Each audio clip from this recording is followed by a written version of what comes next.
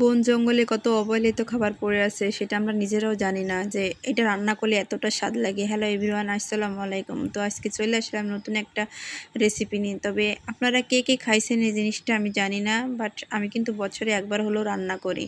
দেখেন, এটা মানে আমাদের অবহেলিত একটা খাবার গ্রামের। মানে কিছু কিছু লোক হয়তো খেয়েছেন, আর যারা না খেয়েছেন এটা কিভাবে রান্না করলে খেতে ভালো লাগে সেটা অবশ্যই পুরো ভিডিওটা দেখবেন, তাহলে বুঝতে পারবেন। তো এটা মানে ইলিশ মাছের মাথা দিয়ে রান্না করলেও ভালো লাগে, চিংড়ি মাছ দিয়ে রান্না করলেও ভালো লাগে, এই দুইটা দিয়ে রান্না করলে সবথেকে বেশি ভালো লাগে। তো মনে করেন আমি কচুর ফুলগুলো এভাবে ছোট ছোট করে কেটে নিয়েছি। তো সর্বপ্রথম একটা প্যানে গরম পানি দিয়ে দিলাম। তো এগুলোকে আমি হাফ সিদ্ধ করে নেব। এবার এগুলো দিয়ে আমি হাফ সিদ্ধ করে নেওয়ার পরে এগুলো ঢেলে নেব।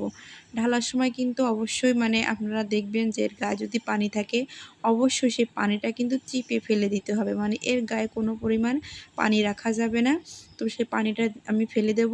এবার আমি চিংড়ি মাছে দিয়ে দিলাম লবণ আর মরিচের গুঁড়া এবং হলুদের গুঁড়া দিয়ে এগুলোকে মাখিয়ে নেব, এবং অন্য একটা প্যানে দিয়ে দিলাম তেল।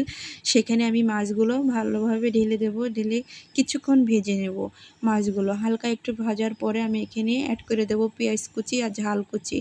করার পরে এর সাথে এগুলো আবার ভেজে নেব কিছুক্ষণ।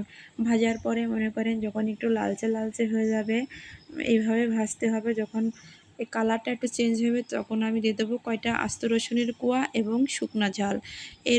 এর সাথে দেওয়ার পরে এগুলো ভেজে নিতে হবে। এবার দিয়ে দেবো আমি জিরা বাটা, রসুন বাটা এবং এলাচ বাটা। এগুলো সব কিছু আমি অ্যাড করে দেবো। করার পরে এগুলো দিয়ে আবারও ভালো করে কষিয়ে নিতে হবে। তবে এটার সাথে মাছটা ভালোভাবে কিন্তু কষিয়ে নিতে হবে। কষানোর পরে কিন্তু আমি আবার পরে একটু পানি অ্যাড করব। তারপরেও কিন্তু মাছটা একটু সেদ্ধ করে নিতে হবে অনেকক্ষণ। তো আমি মশলার সাথে খানিকক্ষণ ভেজে নেব।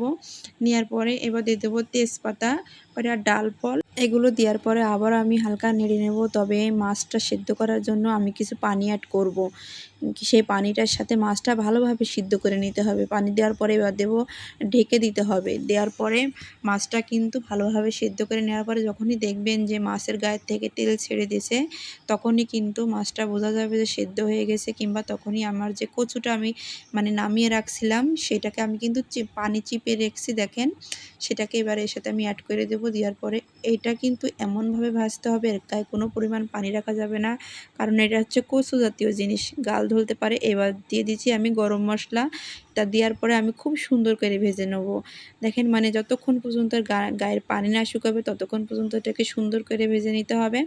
তো দেখেন আমার রান্নাটা অবশেষে হয়ে গেছে। সবচেয়ে মজার কথা কি জানেন, রান্না মানে আমাদের খাওয়ার সময় এটা ভাগে হয় নাই। কচুর তরকারি নিয়ে তো সে মারামারি বাইরে, এমন মারামারি সে ভাগে হচ্ছে না, কারণ আমরা ফ্যামিলি মেম্বার অনেক। এতটুকু যে হয়ে যাবে তরকারি আমি বুঝতে পারি নাই। তবে দেখতে খুব সুন্দর লাগছে, মানে খেতেটা যে এত অসাধারণ টেস্ট হয়েছে, মানে কেউ না খেলে বুঝতে পারবেন না। তো আমার রান্নাটা কেমন হয়েছে, কেমন লাগছে সবাই বলবেন। আল্লাহ হাফেজ।